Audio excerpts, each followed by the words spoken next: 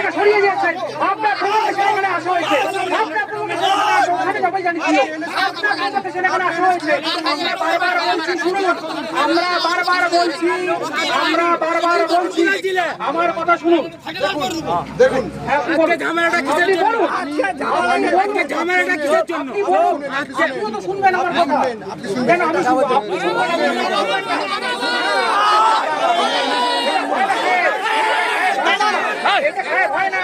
আপনার ওখানে লোক ভিডিওগ্রাফি করছে, এটা তার মানে ও আচ্ছা, এটা নিয়ম তো, এটা আপনি লিখিত দিন, আপনি আমাকে লিখিত দিন,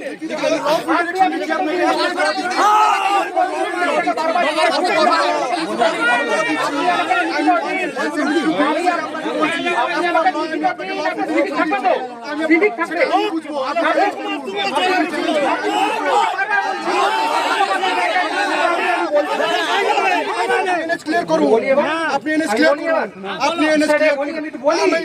আমি তো বলি, আপনি লয়ার আছেন তো, আপনি লয়ার আছেন তো, আপনি বলতে দিন, আপনি লয়ার আছেন তো, টাকা মুশকিল তো দাদা বলতে দিন।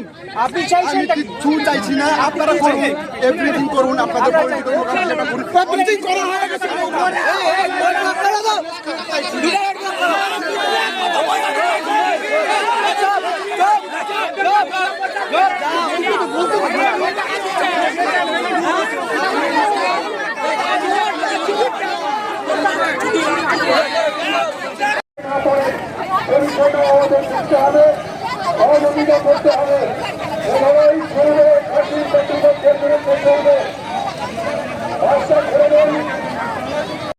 কাজের ক্ষেত্রে আমরা এলাকার কি বাইরের এটা আমাদের কাছে বিবেচ্য নয়।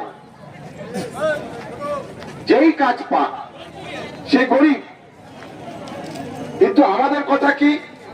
আমাদের কথা হচ্ছে যে কাজ আমার এই এলাকায় যে জমিদাতারা রয়েছে তারা যে কাজ করার যোগ্য, সেই কাজ তুমি বাইরের লোককে দিয়ে কেন করাবে?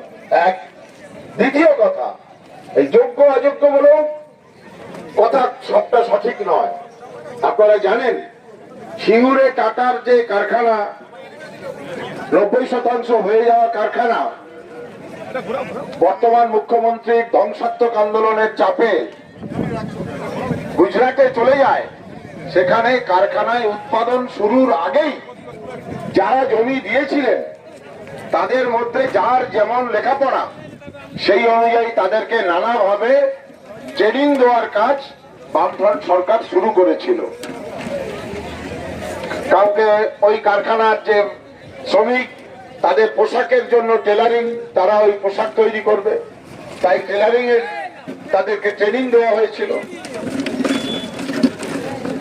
নানাভাবে এই কারখানার কাজে যে সমস্ত সামান্য কয়েক মাসের ট্রেনিং দিলেই যেসব কাজ করা যায় সেই সব ট্রেনিং দেওয়া হয়েছিল।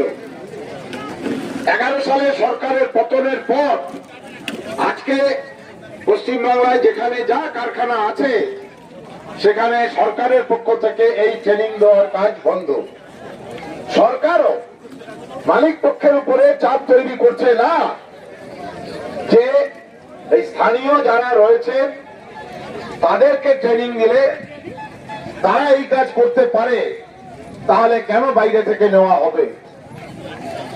এখানে বর্তমান শাসক দল এবং সরকার আর ম্যানেজমেন্ট মিলেমিশে একাকার হয়ে গেছে। শাসক দলের কাজ হচ্ছে ম্যানেজমেন্টের কাছ থেকে তোলা আদায় করা, আর বাইরে থেকে যারা নিয়োগ এখানে পাচ্ছে তারা যেহেতু